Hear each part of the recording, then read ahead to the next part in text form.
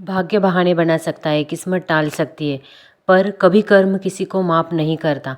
मनुष्य जन्म से लेकर अंतिम श्वास तक अनेक अनुभवों से गुजरता है।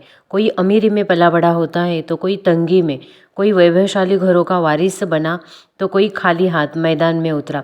लेकिन एक सत्य ऐसा है कि जिसे कोई बदल नहीं सकता, कर्म का न्याय। चाहे राजा हो या रंक, मंत्री हो या मजदूर, विद्वान हो या निरक्षर, हर कोई अपने कर्मों का बोझ ढोता है। कहते हैं समय सबको बराबर मौका देता है, पर कर्म उसी अवसर को अर्थ देती है। यदि किसी को अच्छा अवसर मिले और वह उसका सदुपयोग करे तो उसके भविष्य में नई रोशनी जलती है। वही यदि अवसरों को व्यर्थ कर दे, दूसरों के हक पर डाका डाला जाए, झूठ बोला जाए, सच का छल किया जाए, तो वही कर्म भविष्य में काटने आते हैं। अगर आप मेरे चैनल पे पहली बार आए हो तो कृपया करके चैनल को सब्सक्राइब करें ताकि आपको ऐसी ही वीडियोस मिलती रहे। और वीडियो देखने के बाद अगर वीडियो अच्छा लगे तो वीडियो को भी लाइक करें और ये भी कमेंट में बताओ कि ये वीडियो आप कहाँ से देख रहे हो। चलो वीडियो में आगे बढ़ते हैं। परिवार में देखिए, बच्चे वही सीखते हैं जो माता पिता करते हैं। पिता यदि मेहनती है तो पुत्र भी ईमानदारी की राह पकड़ता है। माता यदि धैर्य और त्याग का उदाहरण बनती है तो बेटी भी करुणा और शक्ति का स्वरूप धारण करती है। यह सब शिक्षा पुस्तकों से नहीं बल्कि कर्मों से मिलती है। कर्म किसी उपदेश की तरह नहीं बल्कि आईने की तरह होता है। जैसे आईना झूठ नहीं बोलता, वैसे ही कर्म कभी झूठ नहीं बोलते। यदि आज आपने किसी को अपमानित किया है, किसी की मेहनत छीन ली है, किसी की आंखों में आंसू भर दिए हैं, तो कल वह पीड़ा किसी न किसी रूप में आपके दरवाजे पर दस्तक देती है। लोग सोचते हैं कि पैसा सब कुछ है, लेकिन पैसा केवल साधन है। वास्तविक मूल्य कर्मों से तय होता है। जिसने धन कमाया पर दान ना किया, जिसने शक्ति पाई पर संरक्षण ना दिया, जिसने सम्मान पाया पर विनम्रता खो दी, वह अंततः खाली रह जाता है। वही वह व्यक्ति है जो छोटे से घर में रहते हुए भी सत्य और परिश्रम को अपनाता है। उसकी छवि अमर हो जाती है। इतिहास सब इस बात का गवाह है। महाभारत में दुर्योधन के पास शक्ति, सेना, सत्ता थी, फिर भी उसका पतन हुआ क्योंकि कर्म पापमय थे। वही श्री कृष्ण के पास राज सिंहासन नहीं था, पर उनका नाम आज भी आदर से लिया जाता है क्योंकि कर्म धर्ममय थे। घर परिवार की जिम्मेदारियां भी कर्म का ही विस्तार है। जब माता पिता अपने बच्चों को अच्छा संस्कार देते हैं तो केवल वंश नहीं बढ़ते बल्कि समाज को लेकर एक बेहतर नागरिक सौंपते हैं। और जब कोई अपने परिवार को धोखा देता है, रिश्तों में झूठ बोलता है, तब उसका अपना ही घर बिखर जाता है। सोचिए, जब एक किसान खेत में बीज बोता है तो धरती वही लौट आती है जो उसमें डाला था। गेहूं का बीज बोने पर गेहूं का उगता है, धान का बीज बोने पर धान का। कर्म का भी वैसा है, जो जैसा बोएगा वैसा पाएगा। यदि आप प्रेम बोते हो तो प्रेम की फसल आएगी, और यदि आप नफरत बोते हो तो वह नफरत ही आपके पास वापस आएगी। मनुष्य अक्सर सोचता है कि उसने जो बुरा किया है उसे कोई नहीं जान पाया, लेकिन यह भूल है। कर्म अदृश्य डायरी में दर्ज होते रहते हैं। यह डायरी ईश्वर की नहीं, आपकी आत्मा की होती है। आत्मा कभी झूठ नहीं बोलती। रात के सन्नाटे में जब सब सो जाते हैं, तब यही आत्मा भीतर से आवाज़ देती है कि आज आपने कहाँ अच्छा किया और कहाँ बुरा। दुनिया की सबसे बड़ी सजा अदालत नहीं देती बल्कि मनुष्य का अपना कर्म देता है। अदालत से बरी हो जाना आसान है, पर आत्मा से बरी होना असंभव है। इसीलिए इंसान को चाहिए कि अपने आचरण को इतना पवित्र बनाए कि उसे रात में खुद से नजरें चुरानी ना पड़े। कभी कभी लोग कहते हैं कि फल तुरंत क्यों नहीं मिलता। उसका उत्तर वही है जो भगवान देता है। बीज बोने के बाद पौधा समय लेकर फल देता है।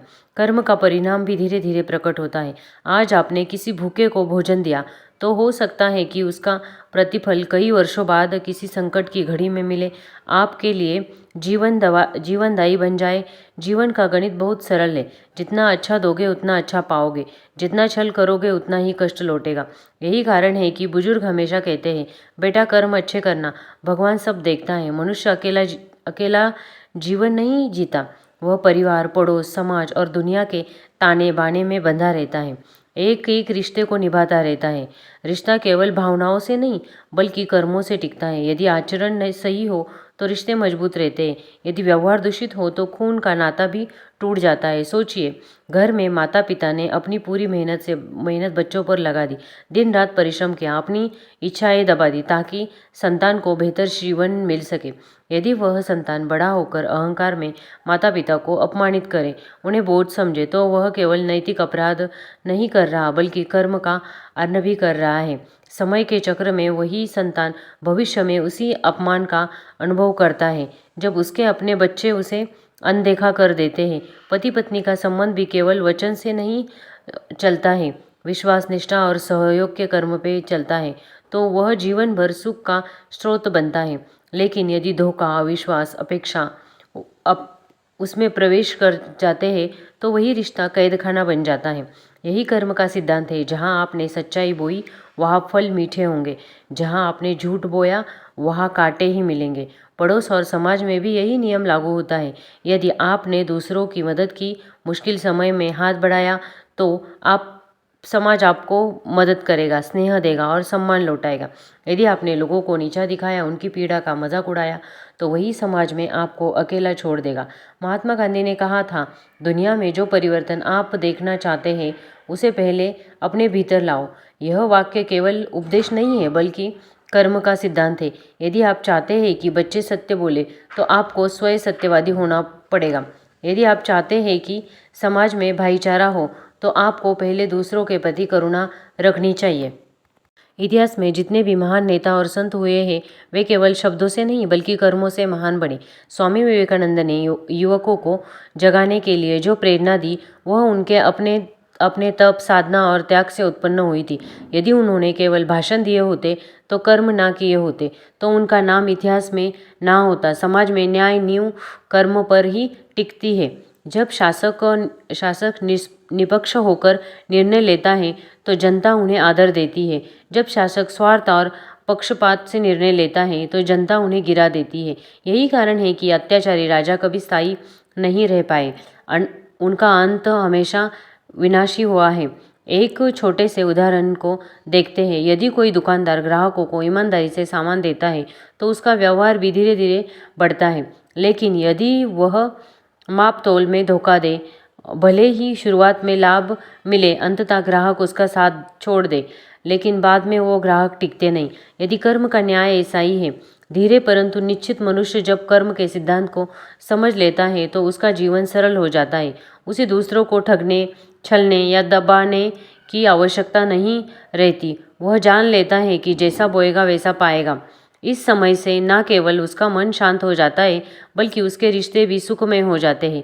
परिवार में प्रेम और सम्मान का वातावरण तभी बनता है जब हर सदस्य अपने कर्मों में जिम्मेदारी निभाता है। पिता का धर्म है परिवार का सहारा बनना, माता का कर्म है पोषण और मार्गदर्शन देना, बच्चों का कर्म है आज्ञाकारी और कृतज्ञतापूर्वक रहना। जब यह तीनों संतुलन हो तो घर मंदिर जैसा पवित्र बन जाता है।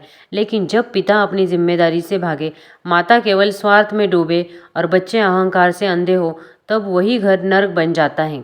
दोष किसी एक का नहीं होता, हर किसी के कर्म उस स्थिति का निर्माण करते हैं। समाज में ही यही नियम चलता आता है। यदि हर व्यक्ति अपना कर्तव्य निभाए तो भ्रष्टाचार, अपराध और अन्याय खुद ही मिट जाएंगे।